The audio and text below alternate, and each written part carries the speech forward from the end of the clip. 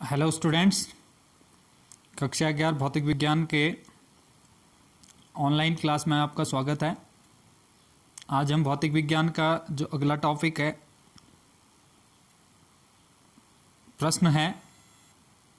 आज का जो टॉपिक है वो प्रश्न है, वेरी वेरी इंपॉर्टेंट भी लिखा है मैंने, ऊपर वीडियो में देख सकते हैं। विमी विधि से 1 न्यूटन को डाइन में बदलना है, अर्थात एक पद्धति के मात्रक को दूसरे पद्धति के मात्रक में बदलना है। तो सबसे पहले आप लोग को बता दें, आप लोग जानते हैं न्यूटन क्या है। न्यूटन एक साइंटिस्ट थे जिन्हीं के नाम पे एक बल का मात्रक न्यूटन लिखा जाता है पूरे इंटरनेशनल में, या एमकेएस पद्धति में कहें, या सिस्टम ऑफ इंटरनेशनल यूनिट जो होता है एमकेएस पद्धति में एक न्यूटन। तो इसी न्यूटन को हमें डाइन में बदलना है। बल का मात्रक एमकेएस पद्धति में न्यूटन होता है और सीजीएस पद्धति में डायन होता है, ठीक है ना। तो इसके लिए सबसे पहले हम कैसे इसको बदलते हैं, इसके लिए आप लोगों को सबसे पहले बल का विमी सूत्र पता होना चाहिए। बल का विमी सूत्र मैंने लिखा है यहाँ पे ML_T-2। विमी जो विमी सूत्र होता है उसको हम स्क्वायर ब्रैकेट में लिखते हैं, तो इसलिए आप लोगों को विमी सूत्र सारे लिखाए गए हैं, बल का हो, कार्य का हो, बहुत सारे जो मैंने पूरे PDF के थ्रू आपको भेजा है। तो अब हम क्या कहेंगे, न्यूटन एमकेएस पद्धति का मात्रक है, किसका, बल का, ठीक है ना। तथा डाइन क्या है, सीजीएस पद्धति का मात्रक है बल का, ठीक है ना। अब माना M1 L1 T1 क्रमशः, देखिए M1 किलोग्राम को, L1 मीटर को, और सम T1 क्या हो गया, सेकंड को, तथा M2 L2 T2 क्रमशः ग्राम, सेंटीमीटर और सेकंड को प्रदर्शित करते हैं, ठीक है ना। अब सबसे पहले देखिए मैंने नीचे लिखा है एमकेएस पद्धति में बल का मात्रक क्या होता है, M1 L1 T1 की पावर -2, या इसको विमी सूत्र भी कह सकते हैं। एमकेएस पद्धति में मान जो हमने मान रखा है, मान इनको, सीजीएस पद्धति में बल का मात्रक M2 L2 T2 की पावर -2। अब देखिए इसमें जो 1 है यहाँ पे, 1 न्यूटन, एक जो है वो N1 का आंकिक मान हो जाएगा, N1 बराबर 1 न्यूटन। तो आप लोगों को सूत्र पता है, N2 बराबर N1, M1 बट्टे M2 की होल पावर 1, L1 बट्टे L2 की पावर होल पावर 1, T1 बट्टे T2 की होल पावर -2। अब देखिए जो M1 है हमें एमकेएस पद्धति से सीजीएस पद्धति में बदलना है। तो N2 बराबर 1 kg। अब kg क्या है, द्रव्यमान का एमकेएस पद्धति का मात्रक है, और वो M1 का मान है। M2 क्या है, जो ग्राम है वो द्रव्यमान का सीजीएस पद्धति का मात्रक। उसी प्रकार से L1 क्या है, लंबाई का एमकेएस पद्धति में मात्रक है, और सेंटीमीटर क्या है, सीजीएस पद्धति में मात्रक है लंबाई का, और समय का दोनों के लिए सेकंड है यहाँ पे। अब देखिए N2 बराबर N1 1 है। अब किलोग्राम, 1 kg बराबर 1000 ग्राम है, 1000 लिखा है मैंने, ग्राम बट्टे ग्राम। वैसे मीटर है तो 1 मीटर बराबर 100 सेंटीमीटर लिखा है, सेंटीमीटर, ग्राम से ग्राम कैंसिल हो गया, और 1 की घात -2। अब N2 बराबर 1, अब ग्राम से ग्राम 1 कट गया, तो यहाँ से 1000 आया, यहाँ से 100 आया, यहाँ से 1 आया, तो N2 बराबर 1 गुणा 1 लाख हो गया, 1 के आगे कितने जीरो, 5। तो N2 बराबर 1 गुणा 10 की घात 5 है, जीरो को मैंने 10 की घात में लिख दिया 5 डाइन।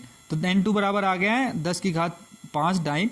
तो सीजीएस पद्धति में बल का मान कितना आ गया, 10 की घात 5 डाइन आ गया, ठीक है ना। तो 1 न्यूटन बराबर आ गया 10 की घात 5 डाइन। ये एग्जाम में पूछा जाता है, इस आपको अच्छे से इसको वीडियो को समझना है और अपनी कॉपी में इसको नोट करना है। अब अगला आएगा, इसमें दूसरा प्रश्न है, 1 जूल को अर्ग में बदलना है। सेम टू सेम है, वहां 1 न्यूटन को डाइन में बदलना था, यहाँ 1 जूल को अर्ग में बदलना है। यहाँ पर भी लिखा है मैंने, वेरी वेरी इंपॉर्टेंट। तो सबसे पहले इसमें भी वही लिखेंगे हम, कार्य का विमी सूत्र इसमें भी लिखेंगे, क्योंकि जूल क्या होता है, एमकेएस या एसआई पद्धति में कार्य का मात्रक जूल होता है, और अर्ग क्या होता है, सीजीएस पद्धति का मात्रक। यहाँ पर भी हमें एमकेएस से सीजीएस में जाना है, तो जूल मैंने लिखा भी यहाँ पे नीचे, जूल एमकेएस पद्धति का मात्रक है, तथा अर्ग सीजीएस पद्धति का मात्रक है। माना M1 L1 T1 क्रमशः किलोग्राम, मीटर व सेकेंड को, तथा M2 L2 T की पावर -2 क्रमशः ग्राम, सेंटीमीटर व सेकंड को प्रदर्शित करते हैं।